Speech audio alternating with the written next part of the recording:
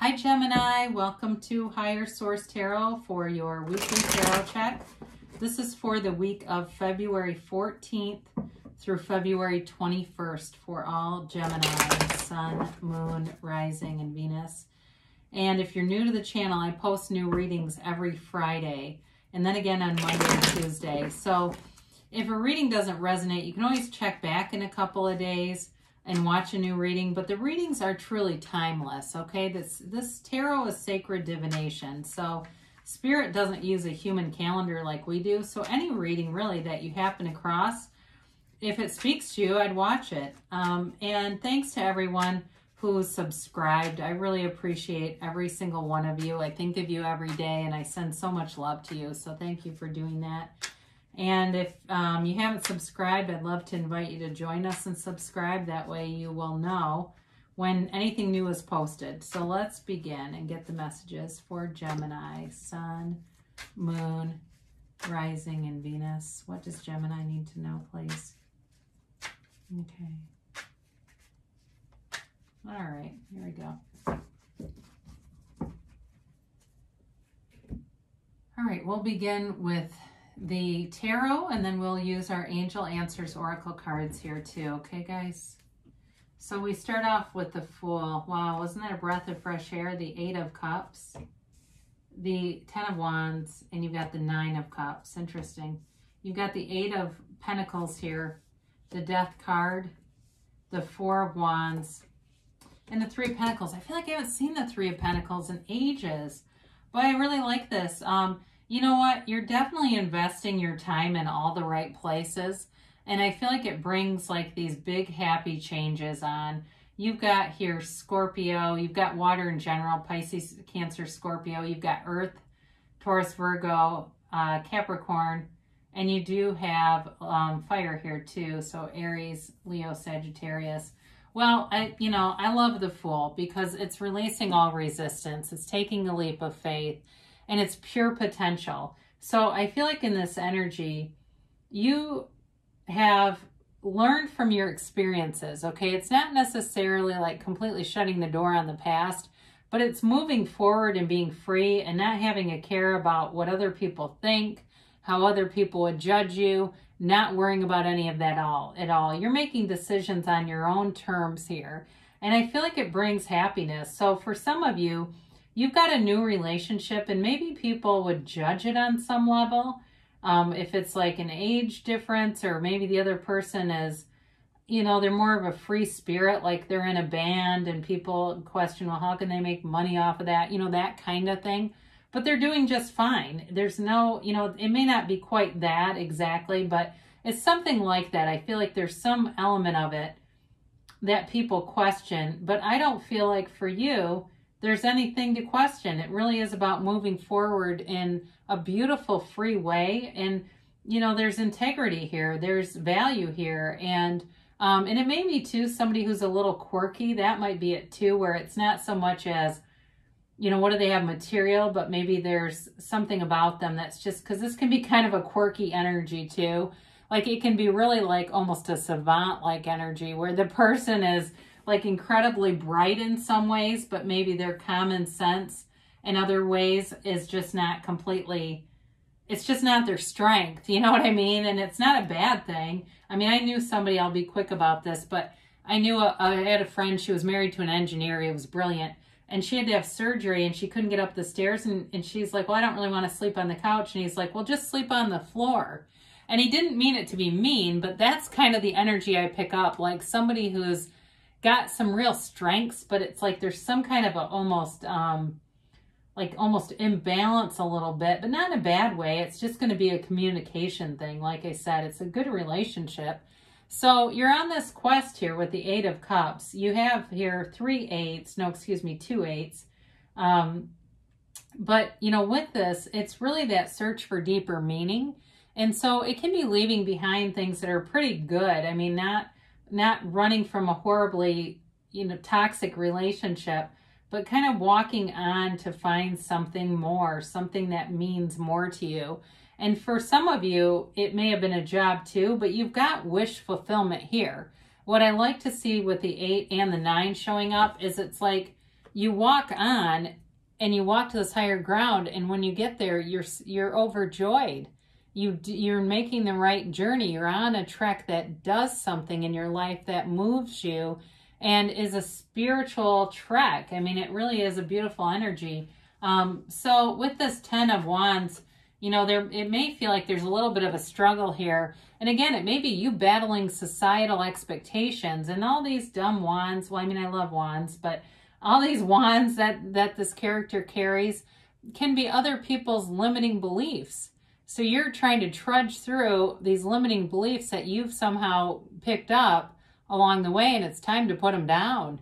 You know, really, you have this life for you and you only. And there's really nothing wrong with taking a leap of faith, taking a risk, feeling free. And, you know, again, what we resist persists. So we release that resistance and we walk free. And so with this 10 of Wands, it's a new cycle, and it's time to put this down so you can be free. And, you know, I do love to see the 9 of Cups. It is an energy of feeling passionate, but also feeling very proud, okay? Proud of your accomplishments. So some of you, I get for somebody here, that 9 of Wands might be related to school or something, or a big project. I also get that as I look at this. Like you've been pushing through something, and when you finish it, you sit back and really feel like you almost take it in awe, like, I did it, you know, I did it and it happened and it's amazing. But this is really a card that moves you on a deeper level. And so it can also be being given a gift too for some of you. And maybe it's that gift of self-awareness on that deeper level with that 8 of Cups. Because I do keep getting that in. So you've got a really nice focused energy here with the 8 of Pentacles. It's building up your life in many different ways. And it's also, though, you know, kind of setting those goals, looking at how to accomplish things and going after what you want. So again, in a relationship, if you have somebody who's kind of different than you are, it may be about being a little more forward and direct with them, but also thinking that through, you know, is this what I want? Being really clear about it, knowing what you want, and then you know, it'll manifest, really. I mean, I feel like you'll know what to do, though, with this energy, because this is not uncertain at all. It's very certain energy.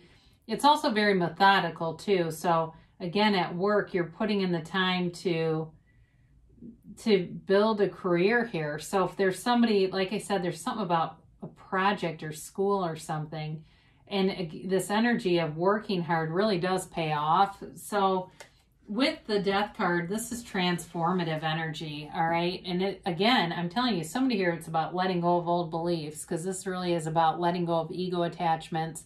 And all these deaths featured, the death of this king and all these people around him are kind of like shocked. And so it may be a new you that surprises people, you know, especially if you've had sort of this fun-loving energy where maybe you haven't been as serious. To see you really get serious and driven and focused might surprise some people, and they'll see you as, they'll see that whole of you, maybe that part of you that you're in tune with, but maybe they just haven't been aware of. So it's letting go of any old ideas that keep you back.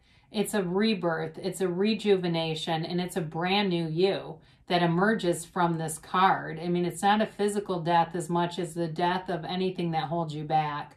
So again, I feel like it has much to do with that 10 of Wands, putting that stuff down, because it's not yours anyway, right? And I've heard this before, you know, we all carry a cross, but some of us learn how to put it down a little sooner. And so it's you putting down those burdens. And what I love right after that is the 4 of Wands, because, you know, you've got this great energy, right? With all of these together, this free energy. But the 4 of Wands is like a card of celebration from being liberated from a walled-off city. I mean, it's an incredible card to have right after death. I feel like they're really trying to tell you that whatever you are changing in your life, it brings in this beautiful new chapter. And again, in a relationship, this is long-term stability. It's a marriage card. It's the 1111 card. And so it's leaving this closed-off, restricted pattern and getting into this freedom, this open vista where you can really have, do, or be anything.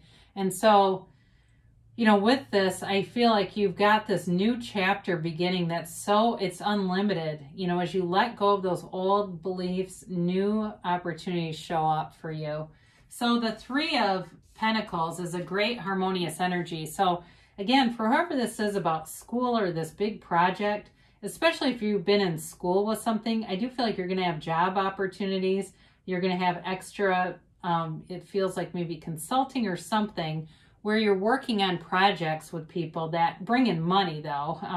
But you've got a wonderful collaborative effort here. So whoever you're trying to team up with, work with, it's very harmonious energy. And so you're with the right people. And it's moving forward, but there's a lot of respect here. So it may be two lifelong colleagues that in some way or another, you're always kind of connected with this energy. This also too can be about building up a home. And so it's an architect really meeting with these two monks here. And so for some of you with this relationship, it also could be taking that next step, moving in together, looking for a home, doing something that brings you even closer and in a more committed way. So let's do our angel answers here for Gemini, please. What does Gemini need to hear from you? Angels here.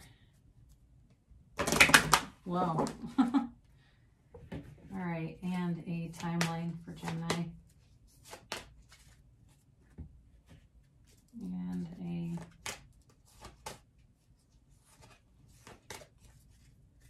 All right, so we have here, listen to your intuition. Didn't get into that much, but that Eight of Cups certainly can be about that, like moving on to higher things by quieting the mind and going within.